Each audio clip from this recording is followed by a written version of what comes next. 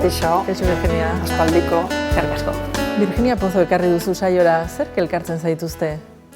Bueno, Marienean gaude, Basauriko emakumeen etxean, eta bia gara hemengo kideak, eta bia gara konplize hainbat gauzatan, eta lagunak, eta horregatik dago gurekin.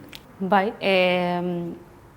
agian Marienea da oraintxe lotune bat, guretzako, baina aurretik hasitako zea bat daukeu euskararekin.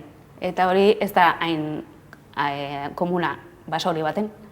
Orduan, bai, Mariluz eta biok ezagutu ginen euskararen egunaren inguruan hemen Basauriko euskara eta elkarte batek batu gintuen hanba jende, eta han ezagutu nuen, beha. Bueno, ezagutu nuen aurretik, bere liburuen baino, bola pertsonalki, eta hor egin euskarak batu gintuen, eta hori oso berezia da guretzako. Gero berriro batu gaitu euskarak Marienean, baina beste modu batean. Nik ez nekien Basaurikoa esanik, bera Lasarte hori arra da, baina Basaurin bizi da, eta bai, gero ja hasi ginen hemen Marienean, ez da? Eta nik uste dugu bion ideia izan zela... Bai, nik uste dut izan zela, Lore Agirre eta Idurrezki Isabelek ekarri genituen, zuen inguruko, uste zuen elkarrezketa baten inguruan, da gero ingenion hemen zea bat, mai inguru bat, neuk bideratu nuna, eta kriston arrakastatxoa izan zen, jende mordoa etorri zen, da orduan hor erabaki genuen. Galda momentua, Marienean euskara batzorde bat eukitzeko. Biak zarete bertako kideak, nola dago euskararen egoera Basaurin? Basauri Lasarte bere garaian izan zen moduan, niretzako antzeko tasun asko dituzte bi herriek, zaila da. Euskalduna izatea Basaurin zaila da. Egia da...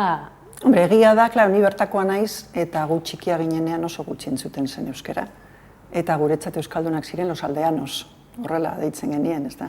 Orduan, klaro, ordudanik ona asko aldatu da, baina hala ere...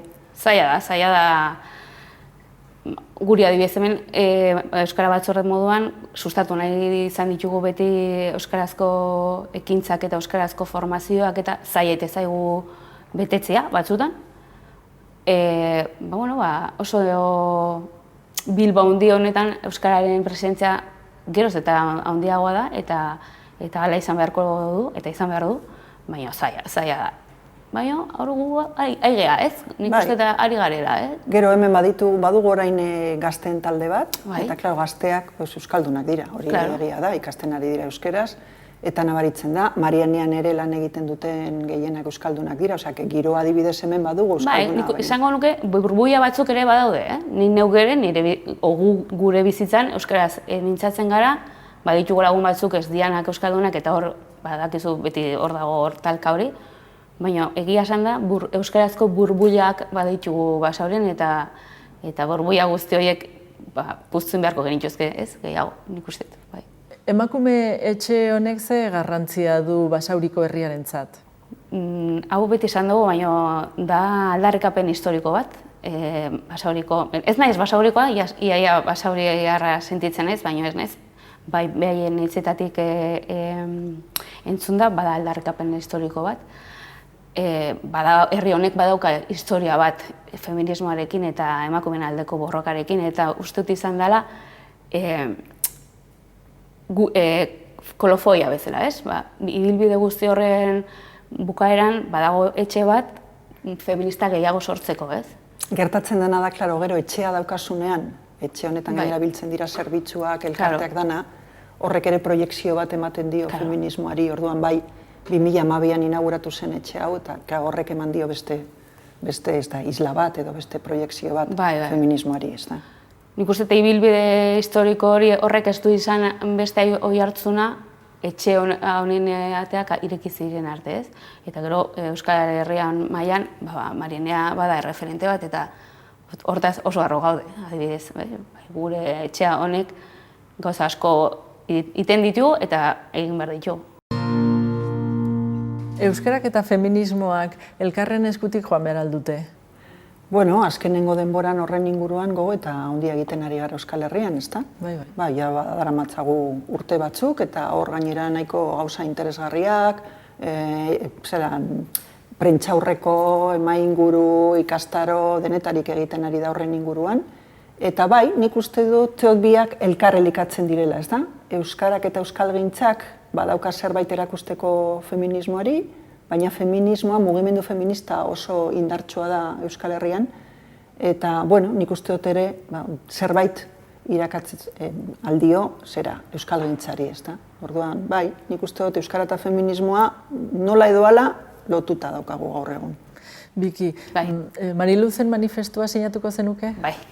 Bai, sinatuko nuke, naiz eta beste belaunaldi batekoa izan, aurrekoan berarekin, esan beharroket, ni birritan irakurri nuen liburua, operitu zidanean itxialdian irakurri nauen eta gero ostera berriro irakurri dut elkarrizketa honetarako, eta oso diferentea izan da, oso beste sakontasun batekin irakurri dut, eta bai, sinatuko nuke, manifestu hori dalako itxaropena.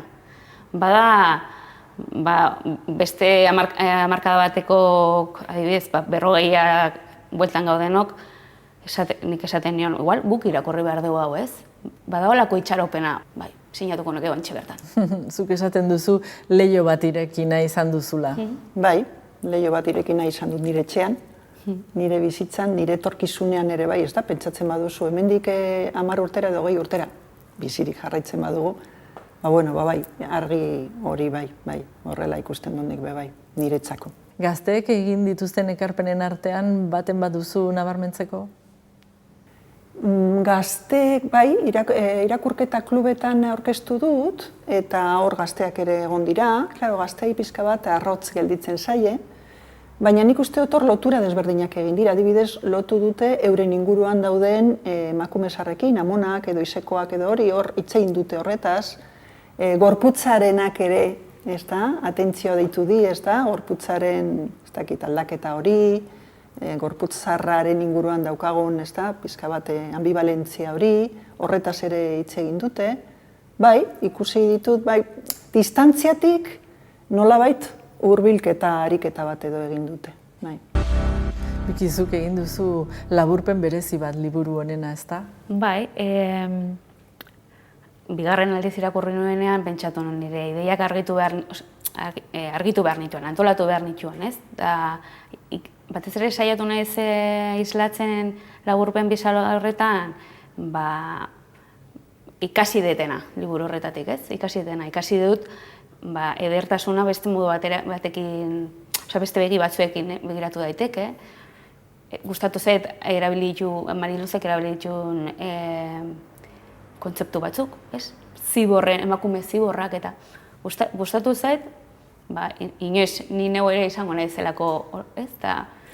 Bueno, esan behar da Bikik alakoak egiten dituela, Bai, egiten ditut batez ere niretzako, eta gero partekatu izan ditut, bai, iruditzen zaidalako denok ez dugulako berdin ikasten eta interpretatzen gauzak, eta nire modu bisualean errezagoa ite zait, eta bai, horre batez ere, eta indartu nahi izan dut ere gorputzarena. Nola begiratzen dion Mariluzek manifesto honetan gorputzari.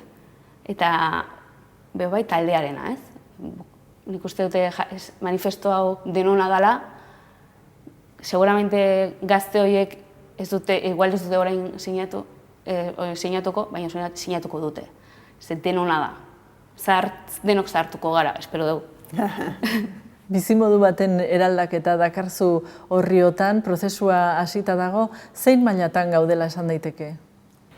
Bueno, lehen esaten nuena, nik uste dut esperientzia aldetik, hor manifestuan aipatzen ditudan elementu gehienak badaude, batzutan kontziente izan gabe.